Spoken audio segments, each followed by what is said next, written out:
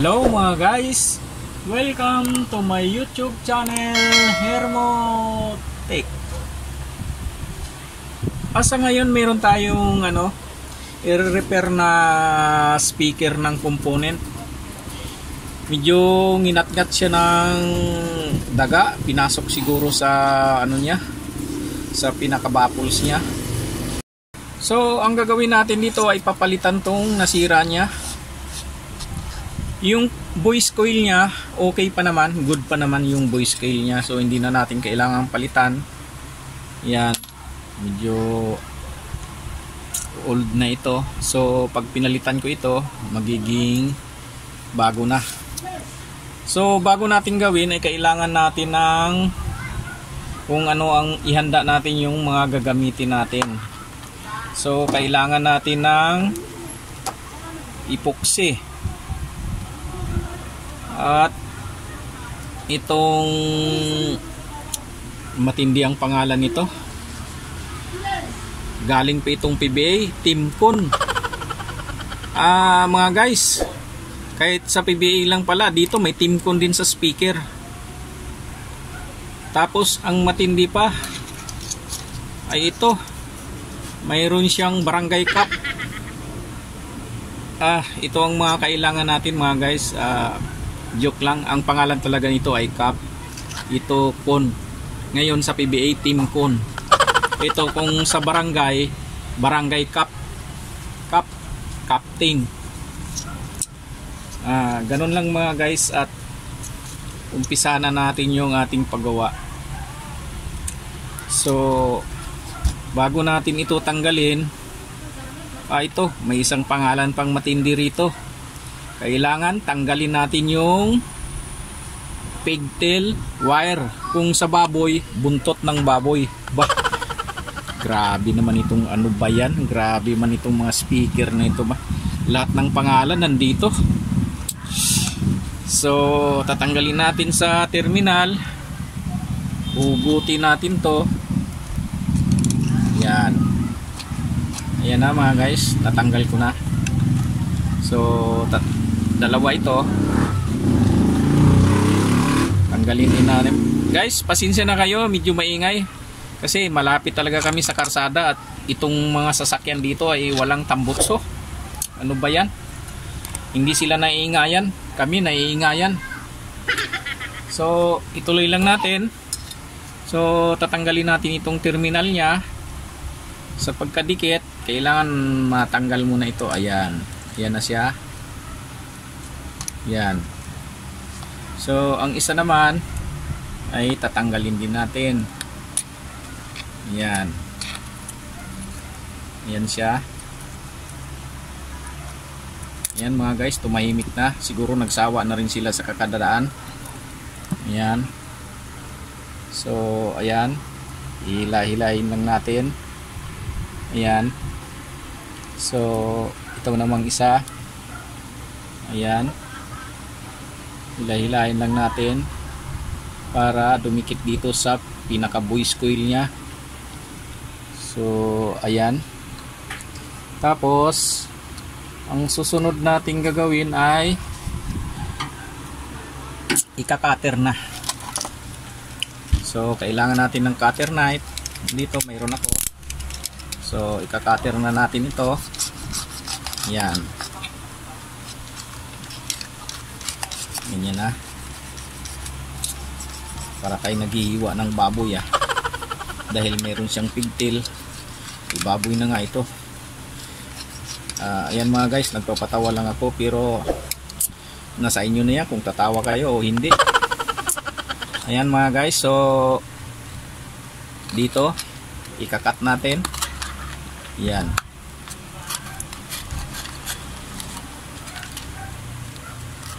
Yan. So medyo matigas, baka abutin yung kanyang sa likod.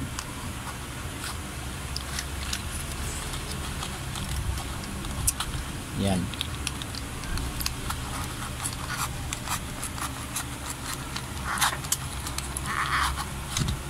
Yan.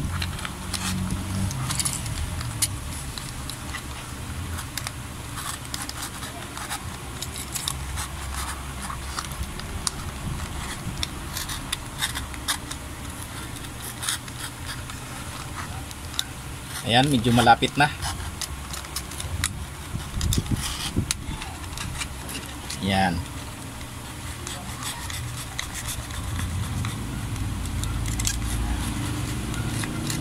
Ayan mga guys, natanggal ko na yung sinasabing PBA team con. So, andito yung terminal ng winding ng coil. So, ilalagay natin to rito. Lalakihan natin yung butas niya. Gugupitin lang natin dahil hindi magkasya. Medyo maliit, ayan ho. Maliit siya. So, bawas-bawasan muna natin to ng konti dahil medyo malaki pa.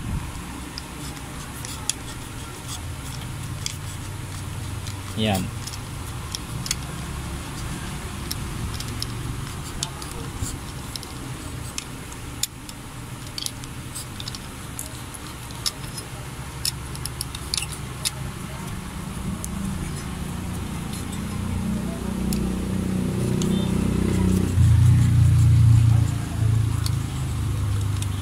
Ayan mga guys,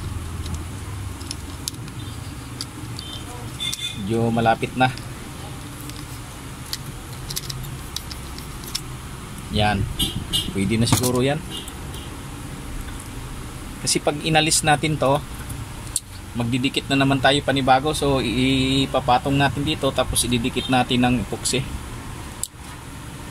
So okay naman yan dyan, kahit na hindi na siya alisin, wala namang problema. Pero kung gagawa tayo na talaga ng bago, aalisin natin. Kung halimbawa sunog to, obligadong tatanggalin na natin lahat ito, pati ito. So may lahat naman ito may nabibili. Yung coil hindi na kailangan mag-rewind dahil ang dami sa sa round na coil ng speaker. Dalhin mo lang yung yung luma, susukatan lang nila. So hindi na kailangan mag-rewind. Para mas maganda pa nga yung nabibili kasi original siya. Kaysa yung pagka-rewind minsan masikip. Kaya pag nilagay mo rito, hindi siya ganyan ka-smooth. So, ayan na. Ang gagawin natin ay lalakihan ang butas nito. Gugupitin natin itong ating barangay Timcon. Ako, pag si Timcon nagalit, yari yung mga player niya. Takbuhan lahat. Yan. Tansyahin lang natin na pumasok yung buwis coil. Yan.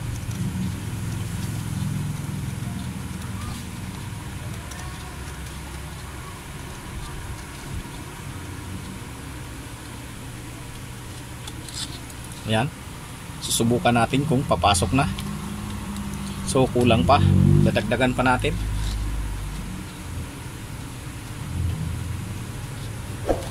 Yan.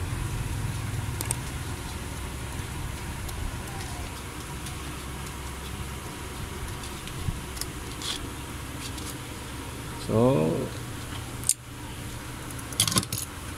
yan. Tingnan natin kung papasok na. Ayan, pumasok na. So pwede na ito mga guys. Yan. Yan, pwede na. Yan. So bago natin ipasok to, ayan, lagyan muna natin ng mylar. Mylar ang tawag dito sa insulator nga na nilagay ko. Ito ay ginagamit ko pag rewind ng mga sa mga motor, winding ng mga motor, rewinding. Yan. So para pag nilagay natin yung ating cone ay nasa center pa rin yung ating buwis coil pagka natuyo yung ating epoxy. Kasi pag hindi natin nilagyan yan, mawawala yan sa center, medyo sasayad, hindi maganda tunog. So ayan. Yan. So nasan pa yung isa? Ayan.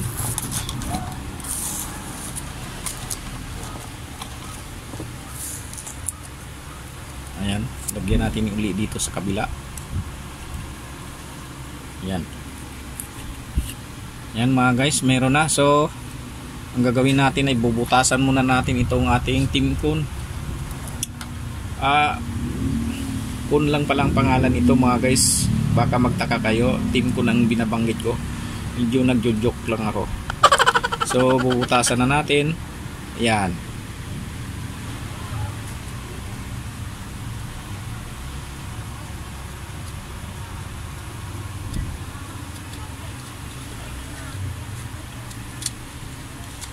Yan. Sa kabila naman. Ayan.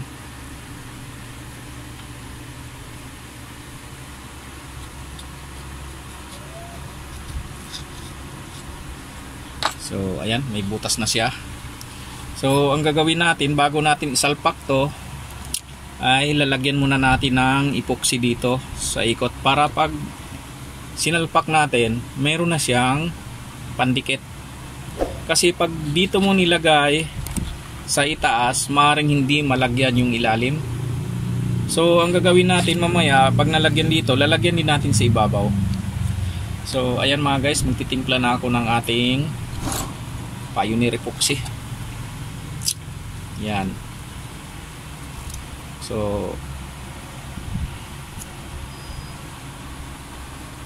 ayan, nagkamali pa ako ng bili kanina ng epoxy. Ang nabili kong epoxy pang bakal. Sabi ko sa tindera yung natural. Yung kulay puti. Oo, sigurado ako natural yan. Pagdating dito sa bahay, ito yung nangyari. Still epoxy pala yung binigay sa akin. So hindi ko na masauli at nabuksan ko na. Nagtaka na lang ako nung binuksan ko bakit itim ang lumabas. Yun pala, steel epoxy ang binigay sa akin. So ganyan talaga mga guys, minsan yung mga tindira nagkakamali din.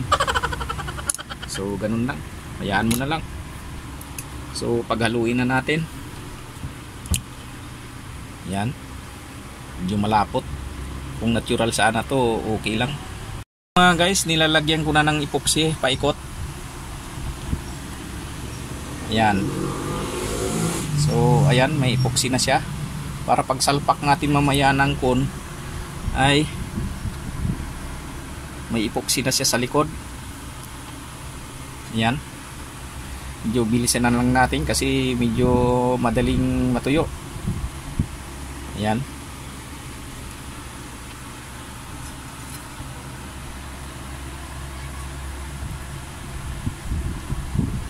Ayan, ayan na siya. Medyo malapit nang maubos. Maubos na nga.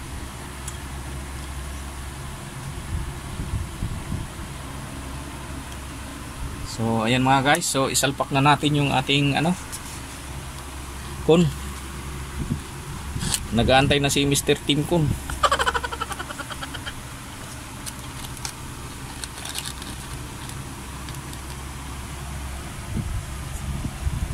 Ayan na.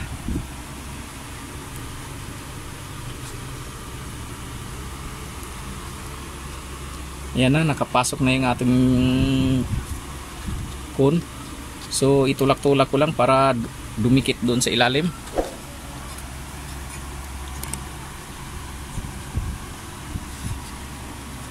Ayan, lumabas yung ibang epoxy dito sa taas. Mga guys, pagkatapos ng 1 minute, medyo tuyo-tuyo na siya. So hinangin na natin yung terminal ng buwis coil. Pagkatapos nito ay lagyan natin ng epoxy siya. Yan.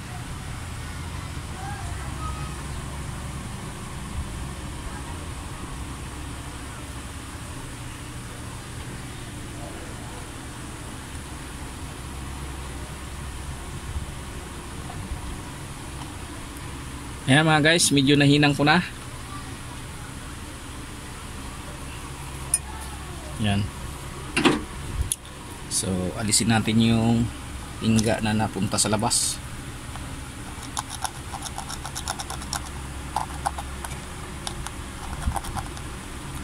So ayan. So lagyan natin tong epoxy, itong terminal na yan. Yan yung dalawang wire. So magtitimpla ulit tayo ng epoxy. Ayan mga guys, magtitimpla ulit tayo ng epoxy.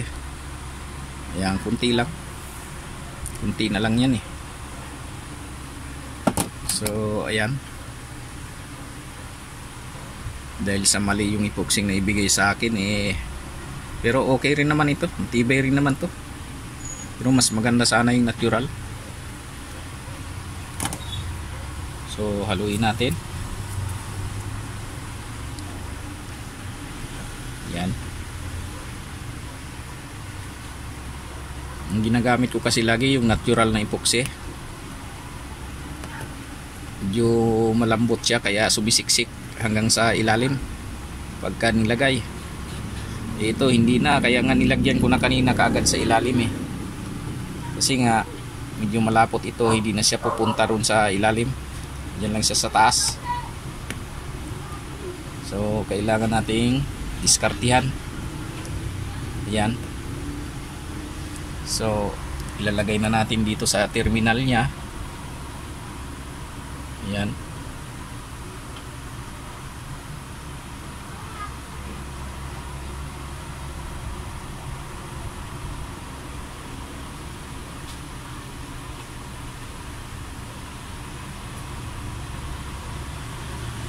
Ayan.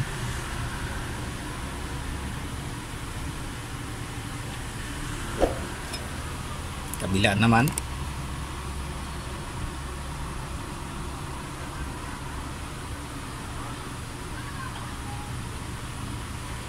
Ayan, mayroon na rin.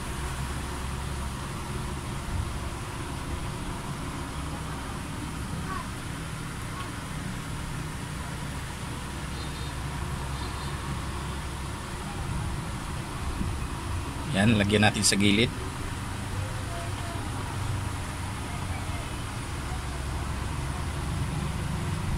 So, ayan. Tapos na mga guys. So, ang ilalagay na lang natin dito ay yung ano, yung isang glue. So mga guys, ito na lang ilagay natin. Maganda pa ito, bisiksik hanggang ilalim. Ayan. Ayan, glue ito. So ayan.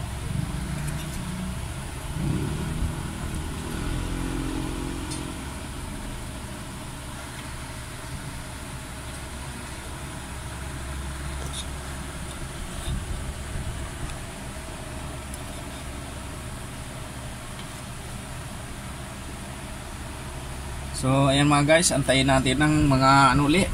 So dito na pala tayo magdidikit. So lalagyan dito, ang dinidikit ko lang dito rugby lang. So ayan, tatakpan na natin to.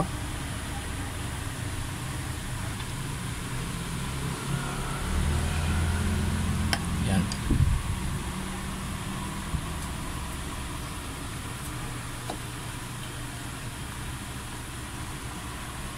Ito medyo matigas na.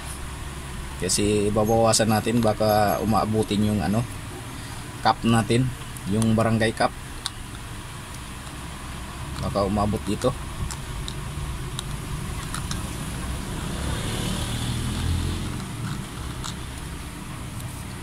Ayan.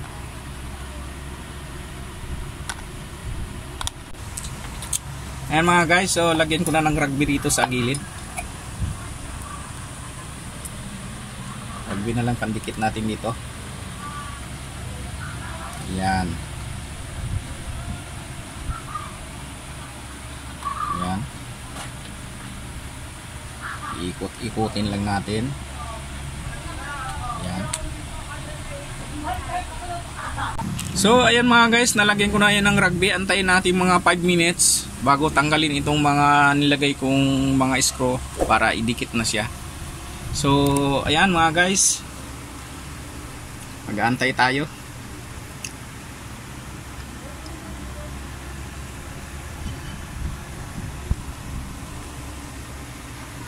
Ayan mga guys, tatanggalin na natin yung ating mga nilagay na ano. pangkalang. So ayan na. So ipipress na lang natin. Yan. Yan na.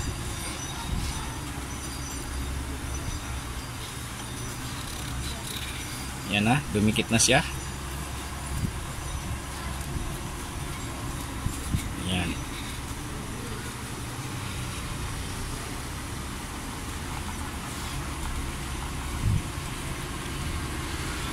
Ayan na.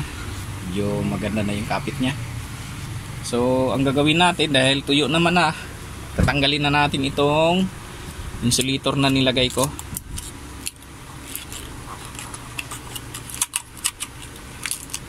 Naku, baka tumulo yung may tiban doon. Bakit hindi matanggal? Yan.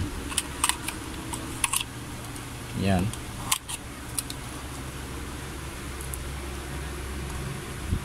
Teka, sandali lang. Natuluan yata ng glue kanina. So, hindi matanggal. Ayan mga guys, tinanggal ko na yung ating insulator. So, ayan, swabe naman yung ano niya.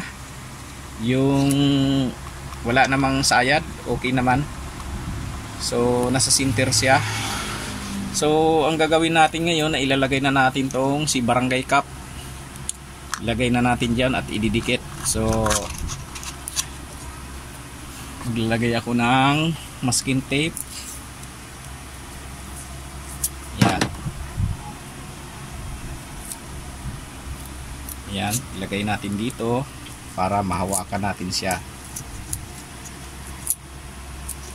Yan. Tapos ilagay natin dito, i-ganon natin. So bago natin i-ganyan, kailangan malagyan muna natin ng rugby. Yan. So lalagyan na natin ng rugby. Ayan. Ayan. Paikot. Ayan. So ayan. Medyo nasobrahan, marami na.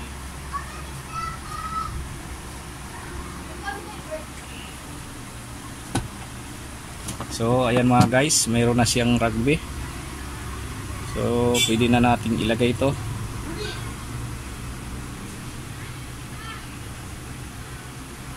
Ayan.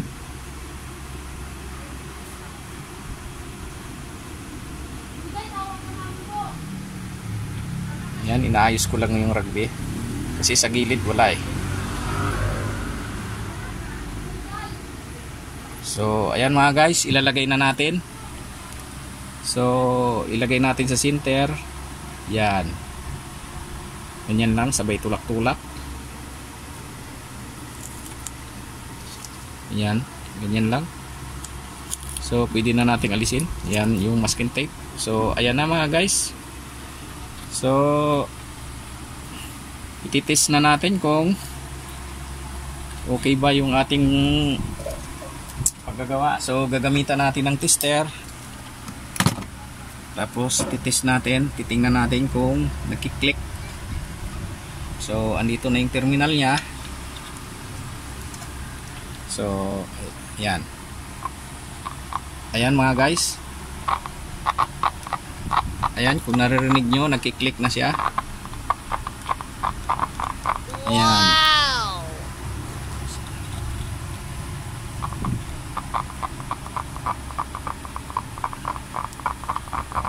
Ayan mga guys, so good na yung ating component speaker. So sana nakatulong sa inyo kung yung idea ko o mayroon pa kayong mas magandang idea sa mga viewers nating bago na hindi pa alam yung pagpalit ng sirang ganito. So ganun lang yung pagkagawa. So tatanggalin lang tapos didikitan. So nakita nyo naman kanina. So maraming salamat at sana nakatulong ng malaki ito sa inyo.